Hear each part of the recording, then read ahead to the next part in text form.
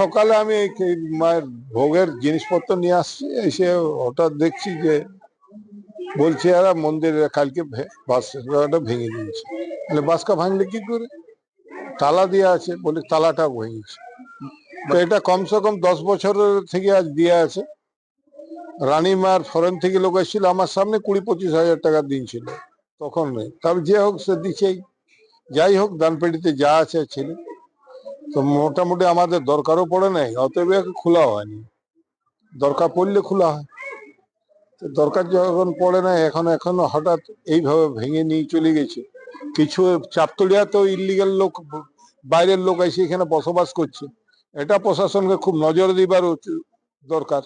আমি অনুরোধ করি প্রশাসনকে যে চাপতলিয়াতে হয় এই যে ড্যামেজ কোয়ার্টার গুলাকে ডিমোশনাইজ করে দেখ, আর আদারওয়াইজ বাইরের লোককে হাঁটাক।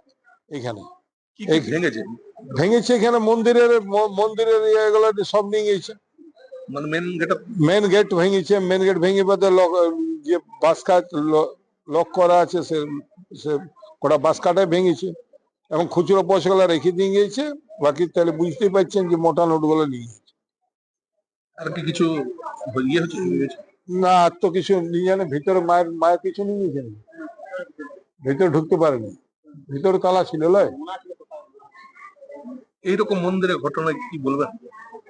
কি বলবো, প্রশাসন একটু অ্যাক্টিভিটি হোক। আর এইগুলা যদি বলে চোর আমি চুরি করবো, তাহলে তার কিছু বলার নেই। নজর মাঝে মাঝে প্রশাসনকে দেওয়া উচিত। একবার এলে একবার ঘুরে গেল, ন্যাশনাল হাইওয়ের ব্যাপার। এটা হাইওয়ের পাশেই। কত টাকা ছিল দাম? আন্দাজে আমার বলবো লাখের উপরে হবে, কারণ 10 বছর থেকে দিছে, ধরো লক্ষাধিক পেয়ে গেছে।